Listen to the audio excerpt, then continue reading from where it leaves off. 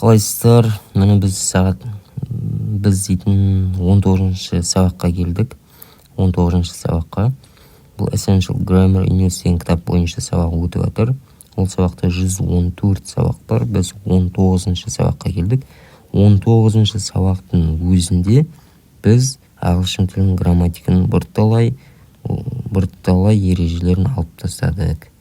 Ойлап қараңыздар, 114 сабақты өтсеңіздер, қандай деңгейге жетесіздер иншалла. Сондықтан да тіркеліп қойыңыздар, осы каналды қарап, жаңа сабақтарды өтіп шықсаңыздар, түсініп, қолданып, сіздерге бұл білім шетелде еркін өмір сүруге жеткілікті иншалла. Енді тақырыпқа оралатын болсақ, for, since, ago деген сөздер, сондай тіркестерді ағылшын тілінде қалай қолдану керекпіз және қай кезде қолдану керекпіз. For and since. For мен since'ті қарап көрейік. We use for and since to say how long. Біз for, since деген сөздерді қаншалықты ұзақ уақыт болғанды білдірту үшін осы сөздерді қолданамыз. Мысалы, Jane is in Ireland. She has been there for 3 days. Немесе she has been there since Monday. Jane қазір Ирландияда. Ол Ирландияда 3 күннен бері. Немесе ол Ирландияда 1-ші күннен бері, понедельниктен бері. Осы қай кезде, неге 3 days дегенге 3 күнге фоны қолдандық та, бірақ Monday, понедельник деген кезде since'ті қолдандық. Соны қарап көрейік. We use for plus a period of time, 3 days, 2 years, etc. Біз дейтін for деген сөзге бір уақытты білдіреміз, уақыттың периодын білдіреміз. Мысалы, қанша күн, қанша жыл, қанша апта, қанша сағат, осы қанша санауы бар, 3 күн, 4 сағат, немесе мысалы 6 апта, сондай нәрселер болатын болса, онда сол сөздердің алдында for келеді. Мысалы, for 3 days, қазірден бастап, мысалы, понедельник, вторник, среда бір нәрсе істесеңіз осы уақытқа дейін, онда 3 күн істегеніңіз. For 3 days дейсіз. 3 күн. Ал егерде since'ті қарайтын болсақ, we use since plus the start of the period. Since деген бастаған уақытты білдіреді. Мысалы, сіз понедельниктен бастадыңыз, сағат 9-дан бастадыңыз. Мысалы, осындай айдан бастадыңыз. Сондайды білдірту үшін, онда since'ті қолданамыз. Мысалы, бір жерде понедельниктен берімін. Бері деген. Мысалы, сағат 9-дан бері осындай істеп жатырмын. Сағат 10-нан бері осындай істеп жатырмын. Апрельден бері, мысалы, қаңтардан бері, осы бері деген бір нақты бір уақытты, басталған уақытты білдіртсеңіз, бір басталған уақытты, онда since'ті қолданасыз. Мысалы, since Monday, since 9 o'clock деген сияқты, 9-дан бері, 1-ші күннен бері деп, since Monday, өткен шақ және қазіргі шақ. For деп, forға қандай сөздерді тіркейміз? Forға. For 3 days, 3 күн болды деген сияқты. For 3 days, мысалы. Jane is in Ireland, she has been there for 3 days. For an hour, 1 сағат. A week, 1 апта, мысалы. A month, for a month, 1 ай. For 5 years, 5 жыл. For 10 minutes, 10 минут. For 2 hours, 2 сағат. For 4 weeks, 4 апта. For 6 months, 6. Немесе for a long time, ұзақ уақыт бойы. Осындай сөздерге for келеді алдында. Мына жерде since 10 minutes деп айтпаймыз. Since 3 days деп айтпаймыз. For деп айтамыз. Мысалдарға қарап көрейік. Richard has been in Canada for 6 months. Richard Канадада 6 ай болды Канадада тұрғанына. Richard'тың. Since 6 months деп айтпаймыз мына жерде. Not since 6 months. Қатиуат 6 months. 6 monthsқа for келеді. We've been waiting for 2 hours. Біз 2 сағат күтіп жатырық. 2 сағат. We have been waiting for 2 hours. 2 сағат күтіп жатырық. 2 дегенде for келеді. Since 2 hours деп айтпаймыз. I've lived in London for a long time. Мен Лондонда ұзақ уақыттан бері тұрамын.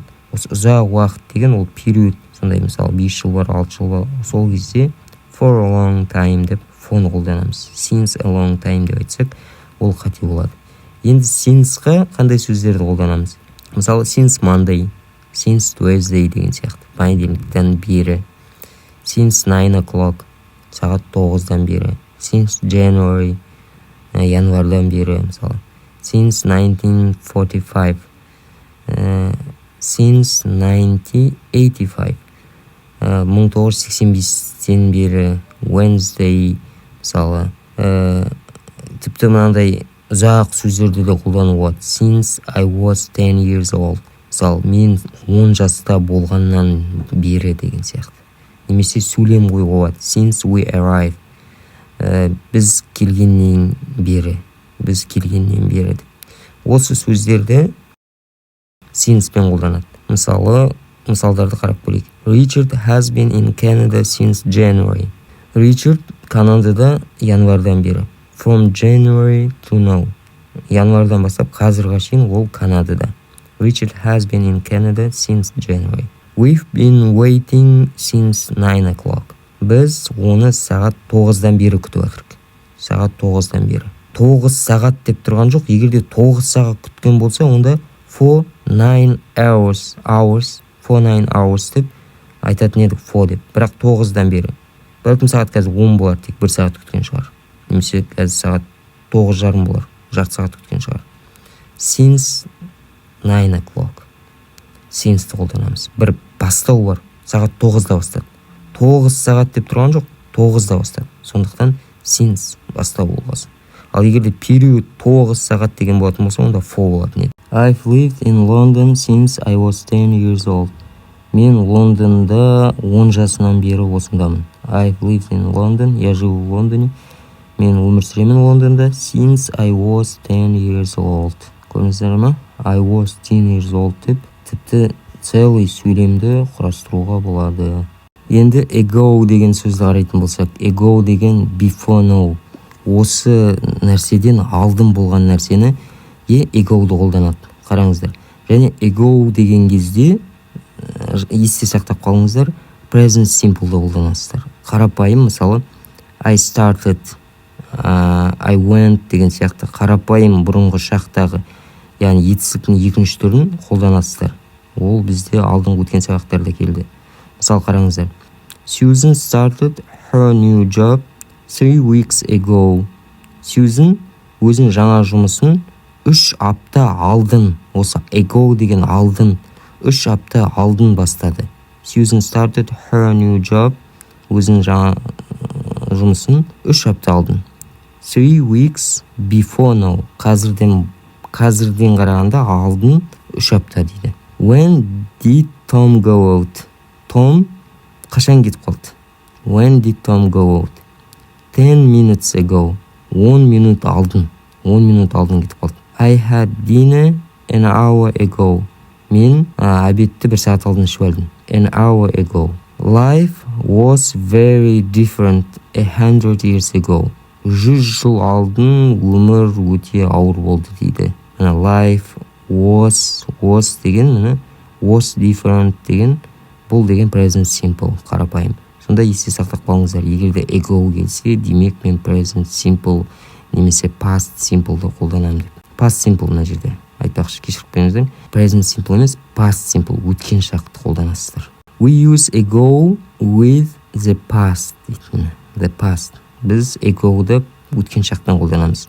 Started, did, had, was деген сияқты, etc. Compare ago and for. Ago мен for'ның айырмашылығын қарап көрейік. Ago мен for'ның айырмашылығын қарап көрейік. When did Jane arrive in Ireland? Jane Ирландияға қашан барды? She arrived in Ireland 3 days ago. Ол дейтін Ирландияға 3 күн алдын барды. Енді for мен қарап көрейік. How long has she been in Ireland? Ол қашаннан бері Ирландияда? How long? She has been in Ireland for 3 days. Ол Ирландияда 3 күннен бері. Міне, for 3 days деп келіп тұр. Біз айттық қой, for деген сөз келсе, демек онда she has been деп уже басқа ережені қолданамыз. She has been in Ireland for 3 days. А егер де ago болса, онда past simple. She arrived. Ол барды Ирландияға 3 күн алдын. Осымен сабағымыз бітті. Егер де ұнаған болса лайк басып қойыңыздар, тіркеліп қойыңыздар. Сабақ алда әлі жүретін болады, иншалла.